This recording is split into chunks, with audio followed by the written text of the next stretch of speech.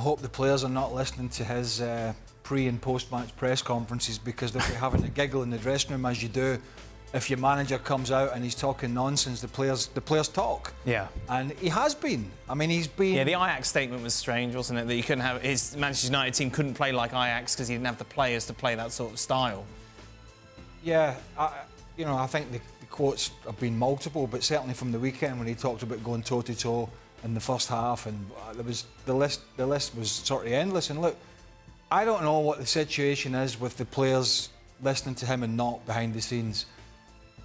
Whatever it is, good or bad, he has to get them on board quickly, extremely quickly. How does he do that?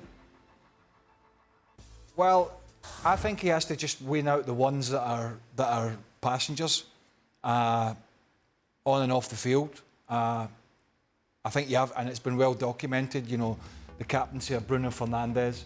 He took Højlund off at the weekend. He played... Is there too much made about that? Because when we talk about captain's armbands, you guys are never really that excited about who has it. No, like, is it a big deal? But I look at him, and he wasn't the only one, because when Anthony came on, he was so petulant. It was unbelievable. In fact, if you could get Anthony and Jadon Sancho out of that club tomorrow, they probably would. But there's a huge financial outlay there. But when I looked at the second half in particular, there was one moment with Bruno Fernandes when City had a free kick. And it was a bit of a non-event, but he would not move. He refused to budge more than 3 or 4 yards away from the ball. Right. Just refused. And City refused to take the free kick. I can't remember who it was. And he flat out refused to move. It was utter petulance. And he walked after it as well. It was utter petulance. And I just think that trickles that has already trickled all the way through, I think. And there's too many, as well as some weak players, there are too many bad apples at that club. Right. So you've got the worst of both worlds. The one thing is what I would say is, it's all very well we talk about not playing well, right? And I get that. Listen, lots of players have periods and they don't play well, and going to big clubs too much for them. But we'll pick out the two wingers, because, you know, Jadon Sancho in particular, and Rob mentioned Anthony. And it is crystal clear that from day one he's been, you know, a flash Harry, right? From pretty much from day one. You know, he scored the odd great goal against a Charlton or whatever it was in the Carabao Cup last year, but it's not the fancy tricks and the flash. It's, if you're not playing well at a club, right, and you're being selected, the one thing that you do, you don't swan around the field as if you are the big I am. Like Eric Cantona used to, and we both played in that era. Eric Cantona used to walk about with the chest puffed out because he knew he was one of the best, and he delivered on the field. He had that arrogance about him. We see the same kind of arrogance, certainly from Anthony, walking about the field. But what's he delivering? Yeah. So go out there and work hard. Just grafting. Do you know what? The fans, I think, will have at least some appreciation for that. Whilst there'll be a frustration there. Sancho, in some sense, Marcus Rashford, and definitely Anthony. If you look at those guys and you look at the work rate, it has been bang average. Yeah. So that's the least United fans can expect. How's it got to that point, Rob?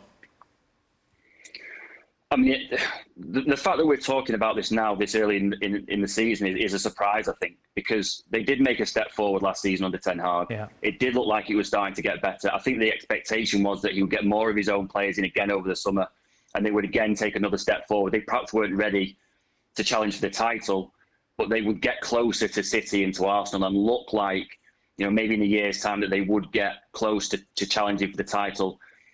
The problem is they've taken such, or appear to have taken such a giant step back. That's the biggest shock really now. And, you know, probably we should have been talking about Ten Hag, you know, starting to mould this team into the way that he wants to play, more of his own players, you know, a bit of that kind of the Ajax flair. But instead we're talking about Ten Hag possibly his job being under pressure.